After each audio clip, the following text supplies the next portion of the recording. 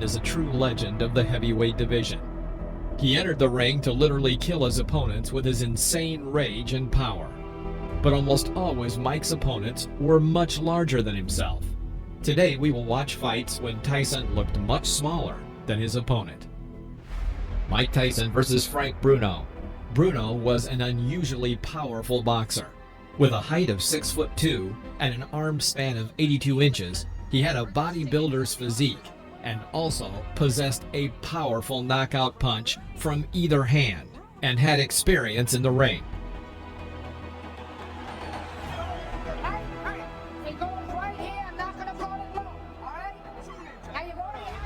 The direction of the fight became clear, though, in the first few seconds when Tyson struck Bruno with a right cross.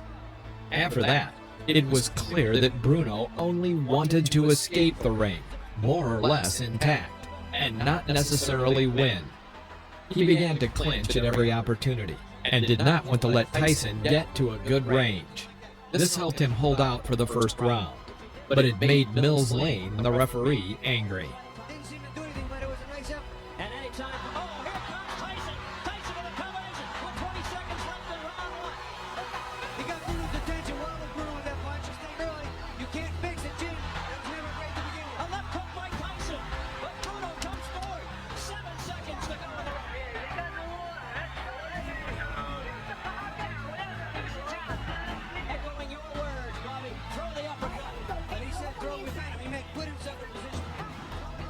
In the third round, Tyson threw a right hook to the body, a left hook to the jaw, and then inflicted several blows with both hands, finishing with several uppercuts on the right.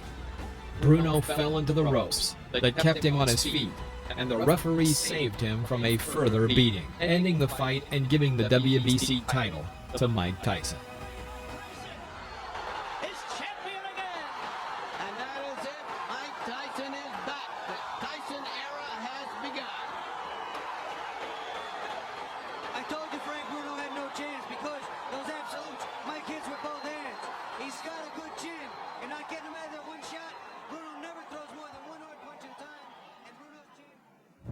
August 17, 1986, Mike Tyson versus Jose Ribalta. Ribalta was able to put up a decent resistance to Iron Mike. Rarely has a Cuban boxer who has fled from their oppressive regime achieved success in the professional ring, as the taste of freedom often had a devastating effect on the discipline required to prepare for fights, and Ribalta was no exception. However, he was undoubtedly a very strong boxer, dangerous at the time for any opponent. And even though he had no real chance of success in a fight with Tyson, it was an awesome fight that lasted until the 10th round.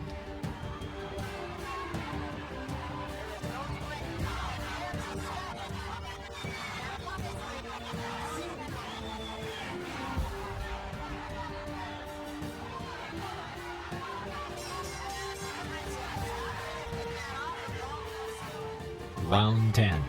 After clinching in the middle of the ring, the boxers made a small exchange with powerful punches.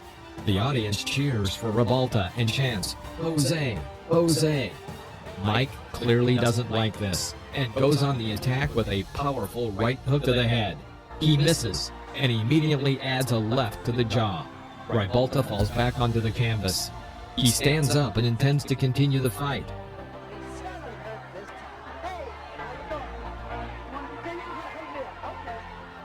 Tyson immediately pounces on his opponent with a series of blows to the head.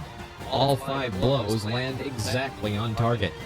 The referee thought it was time to intervene and stop the fight.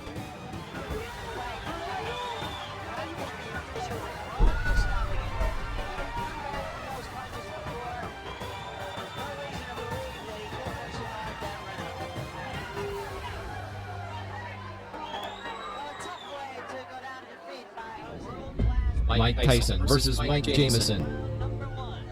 That's black trunks. Figures to be the next heavyweight champion of the world. Tyson is after him, and that's the end of round. Music, get that left jab out and keep this little guy off you. Here comes Tyson. Mike Tyson takes 2 steps forward. Let's go with a couple of lefts now, a right, a left. He's got him down. Mike Tyson sends Mike Jamison to the mat here in round number 4. Mike Tyson. The fifth round. Jamison stepped up noticeably and tried to catch his opponent with a jab in this fight that was moving quickly. Tyson waited. Seizing the moment, he throws his powerful left hook that knocks Jamison back into the ropes. Here, having carried out a 4-hit combination on the body with a transfer to the head, Tyson forces his opponent to drop to his knee. Jamison gets up again and wants to continue. However, Joe Cortez felt it would be better for him to stop the fight. Jamison wants to continue. Referee Joe Cortez says no. Jamison says he wants to go on, but the referee Joe Cortez says it is over. Here, Mike Tyson versus Tyrell Biggs. Tyrell Biggs, who in 1984 defeated Tyson in the selection for the U.S. Olympic team and later became the Olympic champion, had every chance of defeating Tyson in the amateur ring. In the professional ring, he stood no chance. As Tyson later said, "By the fourth round, I realized I could knock out this guy, but I wanted him to pay for everything he said before the fight." Good for you now. You have any questions? Sounds close back if you want to go up. Barry and Ray, I wouldn't be surprised on the part of Tyrell Biggs. Good lateral move. Those hands should be up a little higher because, again, the hand speed of Mike Tyson. Mike Tyson, he can't get into that.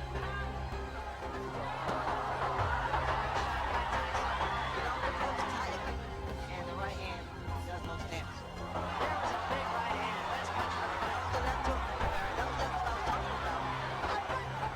was what I was talking about. The fight lasted until the seventh round. At the very beginning, Tyrell immediately enters the clinch. Tyson strikes from the left. He hits with a forearm and knocks out Biggs' mouthpiece.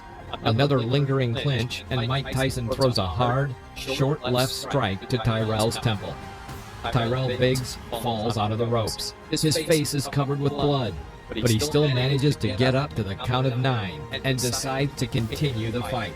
Breaking the distance a little, Tyson thrust another left side to the jaw. The blow was the last for Tyrell Biggs.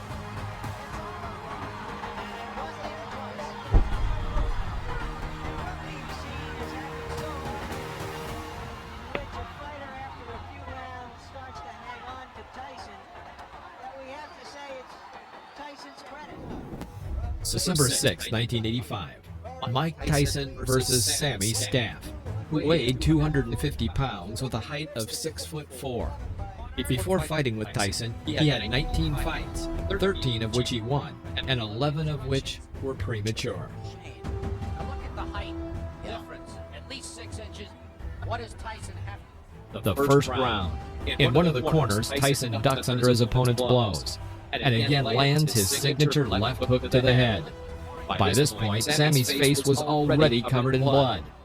Another left hook, and Tyson knocks the opponent down. The referee stops the fight.